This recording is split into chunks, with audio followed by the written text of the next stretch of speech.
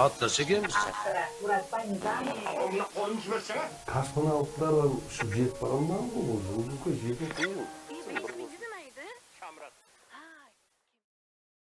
Assalomu alaykum, hurmatli zamonlaslar hamda kino ixlosmandlari. Qaraqalpoq film kino studiyasining boshlanmasi menен boshlangan kino podkast ko'rsatuvimizning geziktagi soni. Men boshlovchingiz Zahida Sharbayeva. Men albatta bu ko'rsatuvimiz uzilishdan keyin және davom etuv oldinda ham bugun siz ham biz asığa kutgan mehmonimiz studiyamizda bor. O'zlaringizda tomosha qilib turganingizdek, жаңа studiyada ajoyib mehmon men bugun ajoyib sovet bo'ladi degan o'ydamiz.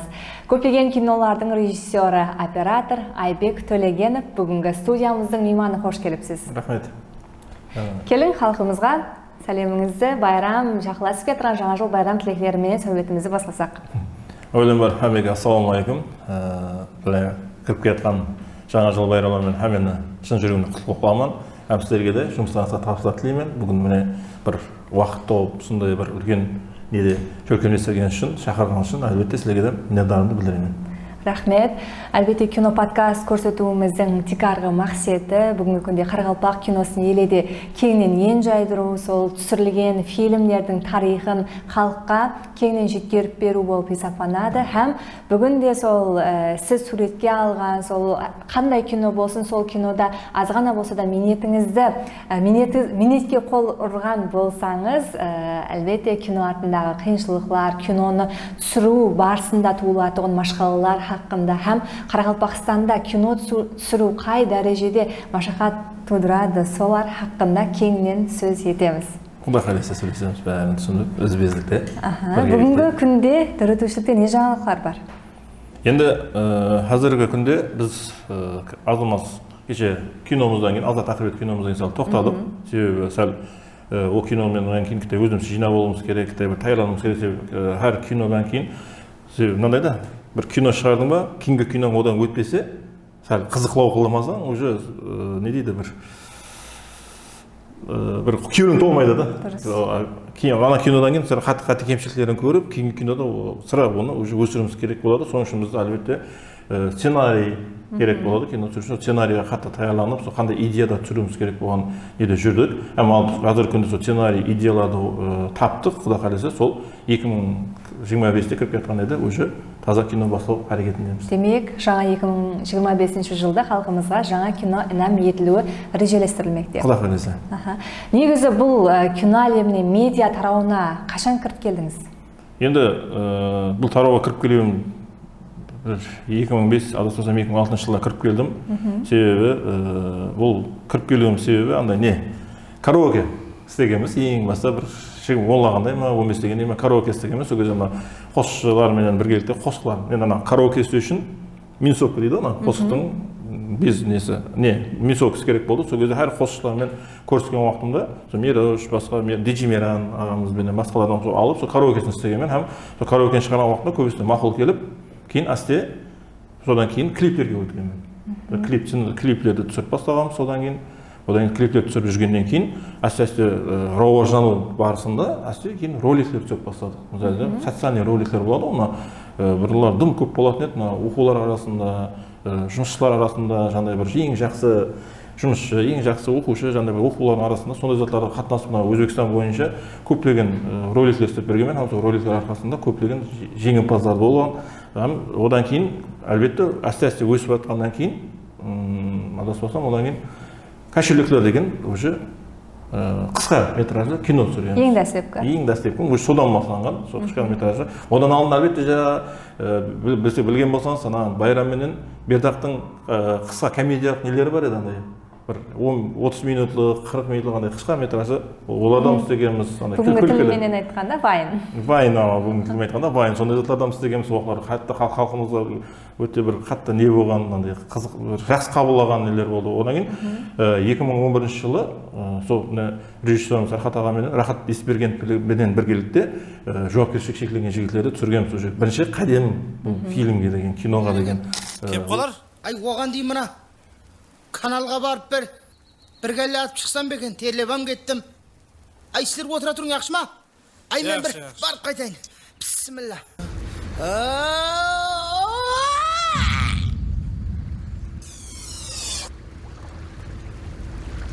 Демек, ең бірінші жұмысыңыз сол клип, социалдық роликлерден басланған һәм сол бәршеміздің жүрегімізден терең орын алған жауапкершілігі шекленген жігітлер фильміне қол ұрғансыз. Яғни ода постановщик, оператор. Келің осы киноға бір кеңінен тоқтап өтсек, білесіз, бүгінгі күнге жеткен көптеген замандастарымыз сол тармақлардан сүйіп тамашалайды, бәршеміздің көңілімізден бірдей орын алған десек те болады. Негізі киноның әуметлі шығуы неге байланыслы?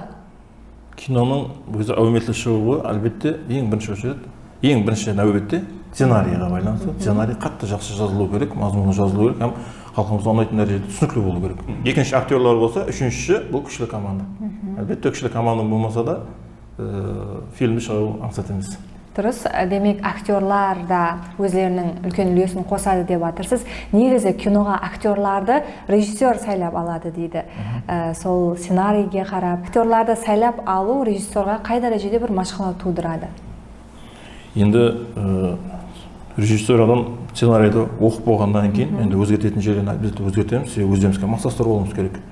Сөйтіп сценарийді оқып, идеяларды біргелікте сол сценариймен жазып, қолымызға тайын сценарийді алғаннан кейін біз сценарийді сәл оқып жатқан уақытта әлбетте әрбір рөлдер көз алдымызда келеді. Сәулеленіп бастайды. Типаждар келіп бастайды. Қайсы адам қайсы рөлге тура түседі, қайсы адам қайсы рөлге тура түседі. Сөйтіп соған қарап біздер іздеп бастаймыз. Нелерді, актерларды қайсы рөлге түсетіні. Себебі айтқанымдай актерларды дұрыс таңдамасаң да уже бір комик актерға қайғы рөлді берсең қандай болады? Бәрібір ана комик несін тартыра береді да, комиклігін. Қатты қиын да, сондай заттарда точно бір керекті рөлді бере алмасаң, сол үшін бізде де қатты ол машақат келтіретін, сол әрбір жақтан үйреніп шығымыз керек, әрбір актердің, әмме жақтан үйреніп шығымыз керек, бір рөлге қалай керек болса, бойының ұзынлықтары, келтеліктеріне тура келетіні, шашал, келбетлері, әм сөйлеулері, нелері, және қандай десем болады, әм ойнап берулері, характерлері, характерлері қараймыз. Одан кейін, әлбетте, бұның бос уақыты. Біз себебі сонша киноны бастағаннан кейін, оған сонша бір күнге әмі затты қойғаннан кейін, оған қанша расходыңыз, қанша команданың, әрбір локациялар, әмі зат білесіз өзіңіз сондай білгендей, әмі зат таярлағаннан кейін, енді өтіп бастайын деп тұрсаң, актерің болмай қалса. Оған қатты қиыншылық деп жатыр. Әрбір затты біздер үйренген қалда сөйтіп актер таңдаймыз көбінесе. Һәм сол актер егер тура жауап бере алатын болса, әлбетте біз оны алып, соны уже мына бірінші актеріміз тайын. Кейінгі екінші актер, үшінші актер деп кете береміз да. Сол барыстар бізге қатты көбінесе қиыншылық тудырады. Менің түсінігімше, кино сонда актерлардың уақытына қарап түсіріледі. Енді қандай неде қарап түсіреді? Ауа десем болады, яқ десем болады мысалы. Қандай жағында яқ, қандай жерінде ауа. Ауа деген жер енді керекті актерларымыз бар ойнататын. Әлбетте оған біздер уақыт ажыратып қараймыз. Күні бөліп көреміз керек. Екі жақтан келісілген қалда біз оған уақытты қоямыз. Бізге актерлар керек, ойнау керек. Ал енді яқ дейтін жағында, мысалы бір лек жеңіл рөлдерге ол өздеріміз уақыт белгілейміз оған. Себебі ол уже сен мына уақытта бос болуың керек деп алдынан айтылады, администратор тарапынан айтылады, һәм олар сол уақытта бос болып тайынбап отырады. Демек, екі жақтың келісіміменен? Екі жақтың келісімімен. Актерлардың таңланғанына қарап та. Мысалы енді атақлы актерларымыз болады, себебі ол рөлді ойнату керек болады. Енді әлбетте олардың біз несіне қараймыз уақытына. Ол әмме жерде сондай деп ойлаймын. Тек біздерден емес. Дұрыс, замандастарымыз арасында Қарақалпақстанда кино аз деген гәпті көп естеміз. Осы Қарақалпақстан көлемінде кино, фильм түсіру қай дәрежеде бір қиыншылық тудырады, яки бұл материалдық жағдайға да байланысты ма? Енді кино деген заттың өзі бір аңсат зат емес. Себебі қазір ең бірінші қорқатын затым тәрбие жағынан қорқамын. Себебі бұл кино тәрбие жағынан қандай тәсір етеді халқымызға. Себебі видео ең күшлі құралдардың бірі. Қалесең, әлеген жағынан бұраласың да, кино видео арқылы. Сол үшін әлбетте сценарийді жақсылап жазып алу керек, себебі кері тәсір етіп кетпеу керек. Құдай сақтасын, сенің бір рөлің, бір сценарийді сон бір видеоның арқылы бір рөлдерге қауіп туды қойып салуы мүмкін, мысалы ретінде. Ең бірінші қауіп. Сол арқылы әлбетте бірінші өтіп алғаннан кейін біз оны сценарийді жақсылап түсініп, жақсылап оқып аламыз. Һәм адамдарға кері тәсірі жоқ па екенін қарап шығуымыз керек, біріншіден. Екіншіден, енді сценарий мақұлданды, жақсы, иә. Енді бірінші машақаттан өттік дейік. Енді екінші машақат не зат? Екінші машақат бұл айтқанымдай актерларды тануды. Себебі актерлардан танылғанда жаңа айтқан біреудің бос уақыты болады, бос уақыты болмайды. Олардан аңсат емес. Себебі актерлардың танылуына бірталай уақытымыз кетеді. Одан кейін актерлар танылып болғаннан кейін, яғни келісіп алғаннан кейін, үшінші машақаты бұл әлбетте финанс жағынан. Себебі финанс бұл мен айтамын, аз біздерде ең минимальный расходлармен кино түсіріліп жатыр. Мысалы киноға үлкен қаржылар керек. Бір киноның өзі кемінде 3 миллиард, 4 миллиард ақша болмаса, ол киноны шығару аңсат емес. Себебі бізде халқымызға қазіргі күнге сай кино шығаруымыз үшін кемінде 2 миллиард, 3 миллиард пұл керек деп ойлаймын. Өзіміздің нүкістің өзінде деймін. Қарақалпақстан Республикасында, Өзбекстан Республикасында менің ойымша да. Ең кемінде. Ең кемінде. Себебі қазір медиа тез рауажанып отырды. Олардың медиа сен анақта шет елдің киноларын көріп отырып, біздің киномыз несі пәс болып қалса, бәрібір адамларда не бола береді? Неге біздің киномыз рауажанбайды деген зат келе береді. Сол да, уже біз не olmamız керек? Финанс жағынан бәрі киноламыз мәселесіне. Одан кейінгі мәселе уже сол материал жақтан егер жақсы болса, әлбетте киноларымызда қолдан келгенше командаларды жинауға болады. Енді финанс жағын минималастырған расходпен түсіргеннен кейін әлбетте команда. Уже командаға бір кинода кемінде 40-50 адам жүрмесе, ол кино емес та сен негізі. Біздер не қыламыз? Супергерой болып кетеміз да. Hem rejissör болып баратырмыз, hem оператордың помощник болып баратырмыз, hem және бір тасып баратырмыз. Бешара қыздар, актриса қыздарымыз рахмет, гример болып баратырмыз ретінде. Уже универсал болып кете бергеннен кейін, енді бұл ашынарлы зат, бірақ енді не оламыз енді? Кино шығаруымыз керек. Біздердің жүрегіміз ұртып тана кино шығаруымызға. Бәріміз бірге айтып, қазір күнде не қылып жатырмыз да. Осы машақатлар, құда қаласа енді әсәсте орнына түсіп кетеді деген ойдамын. Себебі біздер үйреншік адамдармыз, үйреніп жатырмыз тарауды. Сол үшін мен қате кемшіліктер болса да, бұл халқымыз кешіреді деп ойлаймын. Себебі біздер бір профессионал дәрежедегі бір киношниклар, бір нелер деп айта алмаймын. Себебі біз үйрену барысындамыз. Дұрыс.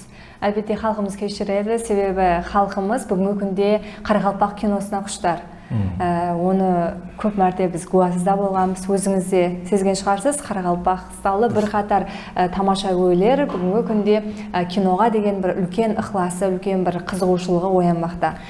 Біз білеміз, бүгінгі күнде театр актерлары бәршеміз білеміз, танимыз, һәм өздерінің сол рөлдерін кәміне келтіріп атқарып шығып отырғанның куәсі боламыз. Дегенмен бүгінгі күнде Қарақалпақстанда кино актерлар мектебі қалыптасты деп ойлайсыз ба?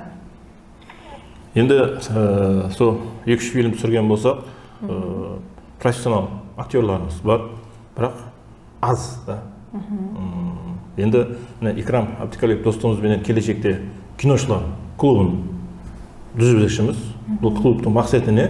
Бұл мақсатымыз сол қызығушы, киноға қызығушы, түсуші, жаңағы блогерлер болсын, актрисалар болсын, жас талантлы жастар болсын, соларға актерский не дейді? Қабілетлерді үйрететін клуб ашқымыз келіп жатыр да.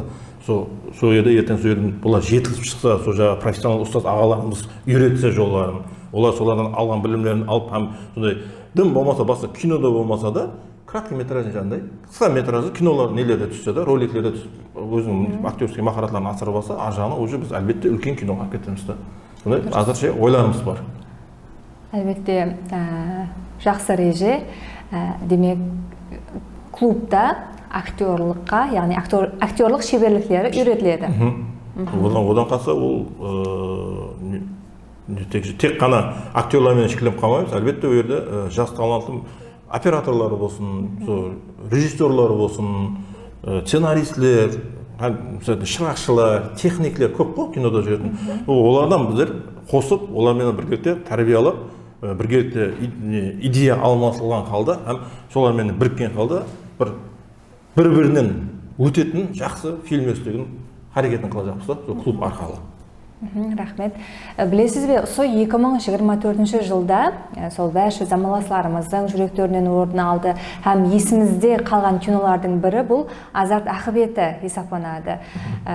Демек, сол кино хақында біз тоқтап кеткіміз келіп отыр. Ол кинодағы өздеріміз де тамашаладық. Мазмұны да бүгінгі дәуір машғаласы, актуал машғалалардың бірі деп біз беймәнелі айта аламыз. Һәм ол жастарға бір тәрбиялық ахметке ие кинолардың бірі болды. Келің осы Азат Ақылбекті киносы хақында тоқтап өтсек, айрықша айтып өту орынды. Оның премьерасы да бір өзгеше тәрізде көптеген замандастарымызбенен бірге жылы 100-лікпенен күтіп алынды. Әлбетте соған шекемгі минетлер, кадр артындағы қиыншылықтар тек қана өздеріңіз білесіз. Келің солар хақында тоқтап өтсек.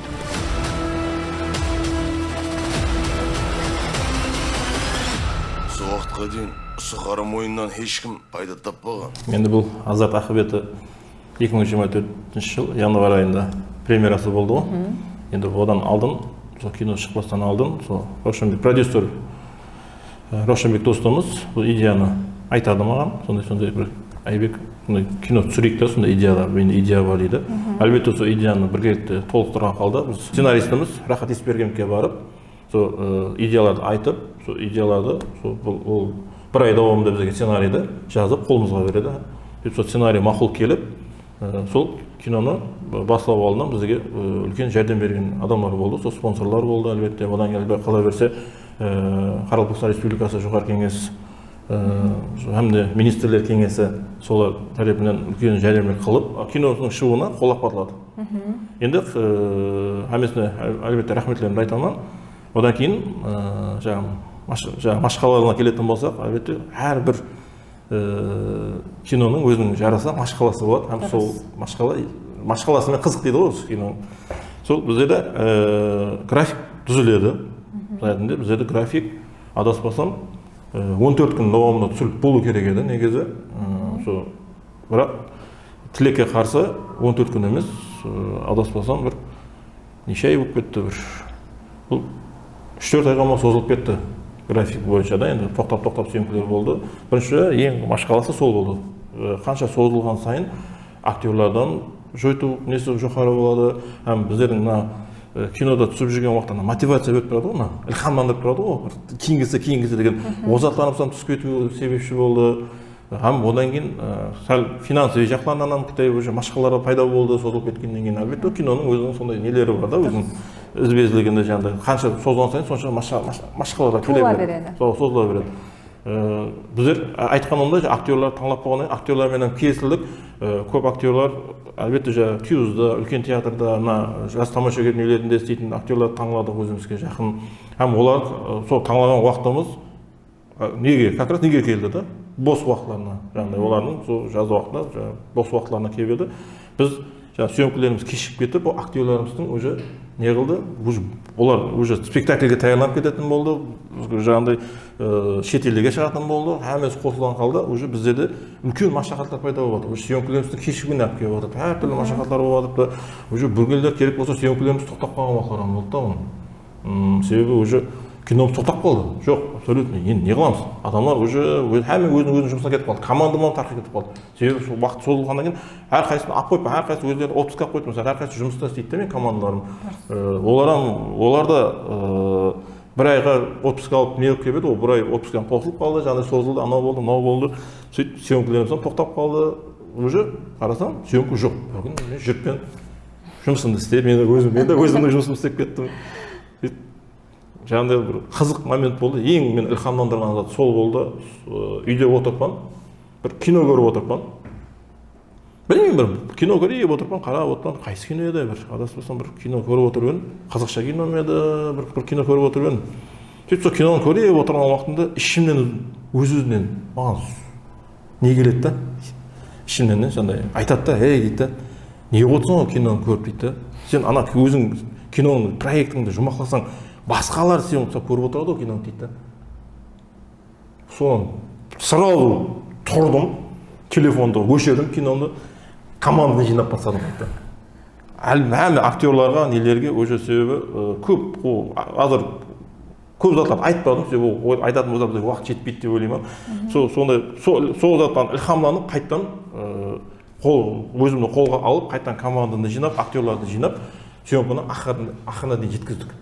Сол бір кітті бір какой-то секунд қой, сол секундтың ішінен келген сөз мені уже ілхамландырып соны жұмақлауына не берді да, маған түрткі берді да. Демек, киноны түсіруіңізге, кино сізге мотивация болды. Сол уже ана киноны көріп отырып, жаңағы сөз өзіме батты да, себебі сен өзің проекттің жартысында жатып та, енді толық түсірсең, һәм халқымызға жақсы кино береміз. Һәм сол киноны көріп адамдарға жақсы, һәм өзімізге зор илхам береді да, ол илхамды басқа жерден ала алмайсың да, ол. Ана кино проекттің удачный болып бұны көрсе, ана қандай илхам да ол. Бізге қайттан таза кино істеуімізге илхам береді да ол. Мотивация береді. Дұрыс. Хақиқатында да Азат Ақылбетов фильмі бәрімізге бір өзгеше мотивация береді, ондай әсіресе сол бүгінгі күнде әр түрлі ағымлар көп, құмар ойлары, солардан көптеген жастарды қайтарды һәм соның алдын алу мақсатында түсірілген фильмдердің бірі болды деп ойлаймын, һәм бұл фильм өз уақытында өз нәтижесін берді. Қызықлы тәріптері, кадр артындағы қызықлы уақиялар. Қызықлы тәріптері бір көп енді қызық уақиғалар болды. Азырша расын айтсам, ұмытын қарап тұрпан. Біз бір жолда кетіп баратырмыз, сол сыртта шетелде түсіретін кадрлеріміз бар еді. Сол жерде Дәлебай деген достым бар, сол театрда мен сол администратор, актерларды сақтап беріп жүретін достымыз. Бір күн жолда кетсақ, жолда шаршадық та енді. Жолда машинамен барып, машинамен қайтып жатқан уақытымызда ұйқысырап отырып, ұшып жүріпті да ол. Актеріміз бар ғой деп тұрып сөйтіп андай қызық болған қайта бір екеуміз көрсек соны айтып күле береміз да көп не ұшып жүріпті да бір заттай деп ол мені ұйқысырап жүріпті да енді біз ұйықламағанбыз кино съемкадан қатты шаршап кетіппіз да енді біз қайтуымыз керек онан түсінсе болады мен ойлап тұрмын ұшып жүріпті деп ойласам ол жаңағыдай бір мен машинаның артында сиденьемді ұстай жақ болып жатқан екен да негізі сөйтіп отырып мен құлағыма қол тиіп кетеді да сөйтіп мен айтамын анау әке жора не қылып жатсың сен деп жатқан да олар шошып оянып кетеді да қараса сөйтіп бір бірімізге қарап күле береміз да уже ана сондай дәрежеде шаршағанбыз да енді мен ләзім жоқ ұйықтап кетейін ұйықтауға уже жолдаман ал шаршап келе жатыр сол кезде уже сондай бір көп қызықты уақиғалар болды біздердің мысалы бұл жаңағы екінші бір қызық уақиғаның біреуі енді қызық уақиғалар көп айта берсек және біреуін айтып өтейін біздер бір ресторанда сондай съемкамыз бар еді Маубек бір келді Маубек ішіп мәслихат болып қалады да енді сондай сахнамыз сондай сахналастырылған еді Ислам Мархабаев операторымыз бар сол оператор инстаграмға история салады да енді ана пиян қылып не қылып келістіріп не қылады екен деп пиар қыла жақ болды да өзінше сөйтіп оны салып жібереді салғаннан кейін астында енді комментарияларды айтпасаң да болады кетіп жатыр әртүрлі гәптер кетіп жатыр біздер не қылдық сразу мәжбүр болдық қайттан история түсіріп инстаграмда бұл киноға кино үшін түсіріліп жатқан сахна еді себебі Маубекке қатты зиян кетіп бара жатыр да ол сондай бір қызық уақиға сондай заттар болды сондай қызықты уақиғалар болған. Рахмет, әлбетте фильмнің артында, яғни кадр артында көптеген қызықты уақиғалар болады һәм оларды халыққа дұрыс тарапынан да жеткізіп беру керек. Әлбетте. Білесіз бе, бүгінгі күнде сол фильм түсіруде көбінше сол материалдық жағдайға көптеген замандастарымыз, яғни сол кино тарау уәкілдері тоқтап өтеді. Материалдық жағдай машқала тудырады, себебі киноны түсіру үшін ең бірінші сол материалдық жағдай бір үлкен машқаланы шешуі сөзсіз. Келің осы орында бір сұрау пайда болады. Біз білеміз, сол шетел фильмдерін көргенде, көптеген фильмдерде сол спонсорлар оға да көп болады. Ал Қарақалпақстанда да меніңше бүгінгі күнде бизнесмендер оға да көп. Сол сіздерге бір ұсыныспенен келген бизнесмендер болды ма? Кино түсірейік, өзім спонсор боламын деген, я болмаса өздеріңіз сол бизнесмендерге барып спонсор болып берің деген уақытта бір қарсы пікірлер болып, наразылықтар болып. Енді бұл жерде ешкімді айыпламаймын. Біріншіден, адам өзінде сенім болу керек. Мысалы, мен Айбек Төлегенов болсам, мен бір бизнесменге баратын болсам, менің оның көз алдында мен қандаймын. Мысал ретінде да. Мен оның алдына пұл сұрап бассам, маған сеніп бере ала ма? Я бере алмаймын деген зат бар да. Мысалы, біздерде енді киномыз рауа жанбай тұрыпты, біз бизнесмендерге цифр қызық. Оларға цифр көрсетпесең пайдасы жоқ. Цифрда мысалы біздердің киномыз, ертең сен маған мынандай ақша тіксең, бұл киномыз ертең пәлен миллион просмотр береді, сол просмотрдың арқасында сіздің саудаңыз мынандай есеге көтеріледі деп. Біз анық цифрлармен көрсетіп бермесек, қандай да бизнесмен болсын, пұл бергісі келмейді. Бірінші очередь. Себебі бұл мысалы ретінде біздерде кино елі қатты рауажданбағаннан кейін біз еле бизнесмендердің істемін ақламадық да еле. Енді мысалы енді ақлап алдым азартты адам ретінде қанша қиналдық, әрқайсысынан сұрадық, бергендер болды, бермегендер болды, жартысын бергендер болды мысалы ретінде. Оларға да рахмет тұрып беріп, Айбек деп әйтеуір бір сенімнің арқасында берді да. Айбек саған сен емес, сен бұрыннан істеп жатсаң ғой, әйтеуір шығарасың дегендей болды мысалы ретінде. Ендігі жағында ойлаймын, енді бір ертең киномыз мысалы ретінде жарық экранларға шығып, һәмме көріп болғаннан кейін қанша бір қандайдыр оларға да бір саудаларына бір көтерілуіне жәрдем берсе, басқалар да Құдай қаласа қиналмастан барып ақша ала аламыз деп ойлаймын да. Себебі айтқандай, оларға цифрлармен дәлелдеп бермесеңіз, олардан пұл алу ансат емес. Дұрыс, ол да дұрыс. Келін, көз алдыңызға келтірін, Қарақалпақ кино әлемі 5 жылдан кейін қай дәрежеге рауажланады, өзгереді? Өзіңіздің жеке пікіріңіз. Енді міне қазіргі күнде президентіміз тарапынан да кино сынға алынып жатырды, қатты рауаждандыруымыз керек, әр жерде жәрдемдер алынып жатырды. Һәм өзбек кино тарапынан да көп жиналыстар болып жатырды. Һәм біздер оған ең қуанатын жерім, біз барып қатынасып жатырмыз, шақырып жатырмыз. Мысалы Ташкентте жүрсек, ал жүр, бүгін мынандай жиналыстар болып жатырды, қатынас деп барып қатынасып жатырмыз. Енді бұлар һәмме жиналыстар, бұл нелердің бәрі құр гәп деп ойламаймын. Себебі айтқанымдай, бұл медиада рауаждандырмасақ, медиа арқылы біз рауажданбасақ та болмайды. Бізде халқымызда жақсы кинолар керек болып жатырды қазіргі күнде. Тәрбие кинолар керек болып жатырды. Адамдарды рухландыратын кино керек болып жатырды. Мен ойлаймын, мысалы ретінде уже міне қазіргі күнде басанып жатырды, қадам. Алдын жауапкершілікленген жігіттерді түсірген болса, 2011 жыл түсірген болсақ, цивилизация киносын қараң бір 10-11 жылдан кейін 2022-де ме, 21-де ме шығардық. Одан кейінгі аралық уже 2024-те цивилизациядан кейін Азат ақыбеті шығып жатырды. Азат ақыбетінен кеше Ажинат фильмі шығып жатырды. Уже тездесіп жатырды.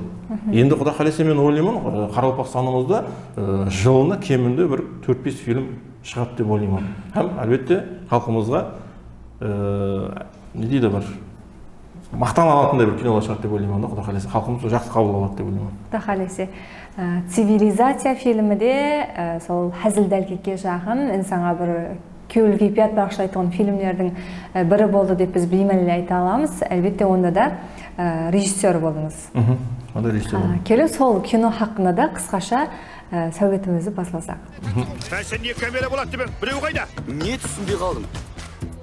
Иіннен ұстап тұрып болсын, ұрайын ба? Маған кетпес. Эмоцияға берде бермесін. Салмақы болсын, салмақы. Енді цивилизацияның бұл шығуы, сол енді қатты кино түсіргім келіп жүрді. Енді қанша айттым, 10 жылда демалыс болғаннан кейін сыра мен өзі адам не дейді бір өзінің жолын тауған дейді. Мысалы мен ойлаймын, өзімді жолымды таудым деп ойлаймын. Себебі менің жолым сол халқымызға кино, роликлер, клиптер арқылы бір қуаныш бағыштау да, өзімнің миссиямды сөйтіп қабыл алдым. Енді сол миссияны орындамаған үшін ұйықтатпайды да, сен қоймайды. Бір жерінде жеп тұра береді, сен Айбек кино істемейсің бе, Айбек ролик істемейсің бе, Айбек брат істемейсің бе деп тұрады да.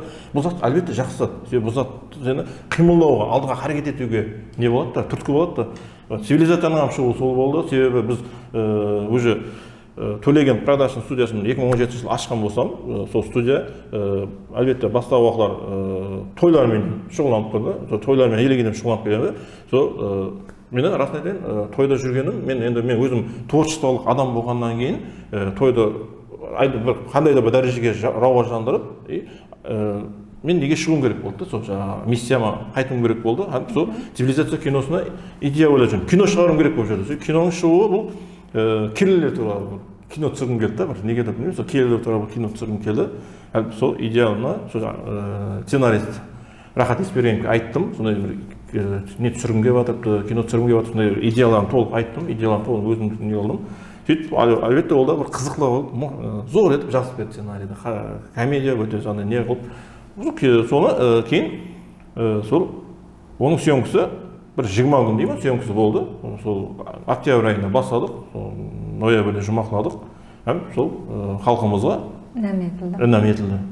Зор болды. Халқымыздың көңілінен орын алды десек те болады. Мен сіздермен бірlikte кино әлемі хақында бір кеңінен пікірлеріңізді білдік, кинолар хақында түсірген һәм бүгінгі күнге бағышталған сұрауларымызды өз жауаптарын алдық.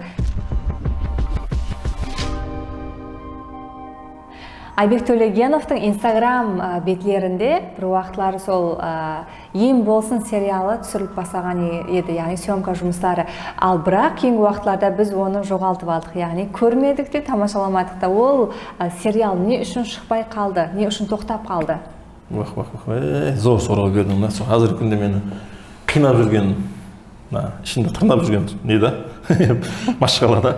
Енді ол киноны, сериалды, бұл Пинток клиника бар, Шымбайда, сол бізге заказ берді. Сол бір Айбек реклама қылып берші, мен айттым, оған бір сериал істеп көрейік те. Маған бір қызық та сериал істеген, бір сериал шығарып көрейік дедік. Бір 8 серия түсірілді. Соны, бірақ съемкасын сондай дәрежеде профессиональный түсірдік. Оператор достымыз Бахрам Сейтжанов, жәрдемші Азиз деген балалармен біргелікте сол киноны, сериалды түсірдік. Һәм съемканы 10 күн барысында түсіріп, оны жұмақладық. Бірақ жұмақлап болғаннан кейін менде енді нелер басталды да, машқалар басталды. Қандай машқалар басталды, ол сериалды кім монтажлайды деген. Сөйтіп, өзім ініме айтсам, мен інім бар, жақсы монтажлайды, бірақ неге інім істегісі келмеді. Енді кім істейді? Және бір-екі адам айтып көреміз, олардың уақыты болмайды, яқ дейді, істей алмаймын анау дейді, қорқады. Сөйтіп, не қылдым, соның кесірінен уже 1-2 ай іркілді. Сөйтіп, оны ләжім жоқ, Хорезмге Зуфар деген жігітке монтажын апарып қайттым да істетуге. Сөйтіп, бұл Хорезм жігітіне тапсырғаннан кейін, ол да өзінің енді істеп жатқан затлары бар, онымен де іркіліп қалды. Сөйтіп, ол да әйтеуір демо версиясын тастап берді дубляж үшін. Дубляжға келетін болсақ, сол дубляжда сол Талмасбек достымызды Талмасбек достымызға бердік. Сол Талмасбек достымыздан өзінің енді жұмыста істейтін болғаннан кейін, оның уақыты туыры келсе, актерлардың уақыты туыры келмей қалады, актерлардың уақыты туыры келсе, Талмасбектің уақыты туыры келмей қалған уақытлар болып, енді қазіргі күнге дейін енді шамаласып қалды. Енді біз съемканы сол июль-августтарда бастаған болсақ, қазіргі күнге бұл біз проектті жұмақлап, сентябрьдің ақырына дейін береміз деген уәде болып негізінде. Енді тілекке қарсы міне командамыз жетіспегендіктен кесірінен сол уәделерімізді бұзуға мәжбүр болдық. Қазіргі күнде еле сол дубляж уже 90-95% бітіп тұрыпты. Енді Құдай қаласа бір күннен дубляжды бітірсек, сол не болса, сол таза жылға Құдай қаласа сериал шығып қалады деп үміт етіп отырмыз енді. Демек, жаңа жылға, я болмаса 2025 жылға ең дәстүрлерден болып шығатығын фильм. Сериалымыз енді бұл. Рахмет. Әзиз телетамаша көрер, бүгін сол Айбек Төлегенов ағамызбенен жүдә зор сәует болып атырды. Әлбетте кино әлеміне көплеген қызығушылық оята тұрған замандастарымыз көп, кино артындағы қызықларменен біргелікте туылатығын машқалалар әлбетте бәршемізге қызық, һәм ол замандастарымызға жетіп бармайды, олар тек қана тайын өнімді көріп тамашалайды. Келін сәуетіміздің ең соңғы сұрауларының бірі. Негізі киноны, яғни фильмді түсіруде көбінесе сіз финансылық жағдайға көп ітібар қаратасыз ба, яки сол халықтың қошаметіне, я болмаса сол халық тамашаласа, соның өзі сізге жетерлі ме? Енді бұл сұрауға келетін болсақ, жаңағы өзімнің миссиямнан келген қалды айтамын. Себебі өзімнің миссиям, мен сол видеоларым арқылы халқымызға қуаныш бағыштасам, тәрбиялы роликлерді бере алсам, видеоларды бере алсам, зор кепият бере алсам, соның уақытын ұрламасам да, кеткен уақытына разы болса да, мен қандай бақыттылымын да. Енді сол оған қосымша қылып айтатын болсақ, азартымыз қанша қиыншылықтармен шықты ғой, Азат Ақылбек киномыз. Сол қиыншылықтардың әммесін сол премьера күні уже біздерді жұмып тастады да. Ұмытылып кетті бәрі зат. Себебі адамдардың шапалақ ұрып, әмме бір зор пікірлерді бергенлері, әртүрлі затларды айтқанлары, киноның андай бір басқаша стиль, басқаша бір жанрда шыққанлары, стильде шыққанларын айтып, біз сондай дәрежеде қуанып, Рошамбек продюсер достымыз екеуміз бір апта давамында ұйықтамадық. Бір 2 сағат, 3 сағат ұйықтаймыз. Күнде телефонда сөңгенде сөйлесіп отырған уақыттарымыз болды. Ол затты, ол илхамды, ол қуанышты ешқандай пұлмен сатып ала алмайсыз да, ол өздеріңіз білеміз. Ол илхам не үшін керек бізге? Ол илхам кейінгі киноларымызды, кейінгі затларымызды істеуімізге керек, елеген күш беріп тұрады. Азыр сол илхамды біз естесек, сол не қылсақ, және кино істеп неге кейінгі әрекет ете береміз да. Дұрыс. Өзімде көз алдыма келтірдім. Хақиқатында да құрметлі президентіміз де Бүйкарға айтпаған, көркем өнер һәмде мәдениетқа қызыққан ешбір инсаннан жаман әділет шықпайды. Олардан тек қана жақсы фазилетлерді һәмде тек қана өмірге көзаллық көз қарасымен қарайтын инсанларды көз алдыма келтіремін деген еді. Демек, сол фильмде қанша машақат, қанша бір қиыншылықтар, машқалалар туылса да халықтың бір қошаметі сол 2 минут, 5 минут давамында сізді ұмыттырып жіберді. Әлбетте, ол қатты керек бізге. Бұл ең үлкен біздерге ilham бағыштайды. Ол халықтың біздерді қолдап қуатлағаны, сол үшін біз істейміз ғой, басқа кім үшін істейміз. Өздеріміз үшін істегенмен өздеріміз ilham ала алмаймыз. Халыққа бергеннен кейін халық біздерді қолдап қуатласа, біз және істей беруге харекет етеміз. Рахмет. Демек, азиз достар, қадірлі телетамашагерлер, кино ықыласпентлері, бүгін киноподкаст көрсетуімізде режиссер, оператор Айбек Төлегенов біздің қадірлі мейманымыз болды. Һәм берген сұрауларымызға әлбетте тиянақлы түрде өз жауаптарымызды алдық. Өз кезегінде сізге дөретушілікте, алдағы жұмысларыңызда, кино әлемінде өзіңіздің бір гіреулі орныңызға ие болатығындай тұлға болып жетілсіңізге шын қалбімізден тілегімізді білдіреміз. Келін, осы орында халқымызға жақсы тілеклеріңіз бенен қалай берсе сол кино ықыласпентлеріне бір өздеріңіздің кино әлемінде енді жанландыратығын жаңалықтарыңыз бенен бөлісіп бүгінгі сәуетімізді жұмбақтасақ. Енді халқымызға айтатын болсақ, сіз халқымыз әлбетте біздерді қолдап қуатлап тұрса, біздер де ешқашан тоқтамаймыз деген ойдамыз. Құда қаласа, енді бір халқымыз кіріп кеткен байраммен құттықтаймыз. Сол келешектегі айтқанымдай жақсы фильмларды шығаруға харекет етеміз. Сол халқымызға қуаныш, халқымызға бір жақсы кейфият бағыштайтын киноларды, сол роликтеріміз болсын, сериалдарымыз болсын, клиптеріміз болсын, енді біз істеуден тоқтамаймыз. Енді біз қайттан тіріліп атамыз, жаланып атамыз. Құда қаласа көптеген заттарды істеуіміз керек. Еледа біз істеген жолымызды не дейді, бір 10 есе еледе көплеу істеу харекетінде боламыз. Құда қаласа, сол айтайын деп атқаным, сол енді бір кино әлеміне қызығатылар болса, сол кино актері болсын, актриса болсын, оператор, қандай да тарауда болса да, біз құда қаласа кесін біз үйретейік, не дейді, бір қолымыздан келген алған білімімізді берейік, бұл рауажынуына бір үлкен үлесімізді қосайық. Себебі халқымызға бұл зат қатты керек. Рахмет. Оға да орылы жауап болды. Хақиқатында да бүгінгі күнде замандастарымыз киноға дейін ықыласы оға да бөлек, мұхаббаты бөлек. Бұны біз білеміз, сеземіз, һәм алдағы уақытта сол кино әлемінде жүрген, минет істеп жүрген бәрше кино тарау уәкілдеріне һәм сіздерге тек қана үмітлер яр болсын дейміз. Һәм сол ізіңізде шәкіртлеріңіз көбейе берсін, сізді қолдап қуатлайтын инсанлар саны көбейсін. Ең бастысы халқымыз қолдап қуатлап тұрса, Қарақалпақстанда кино әлемі жылдан жылға жедел тәрізде рауажлана береді.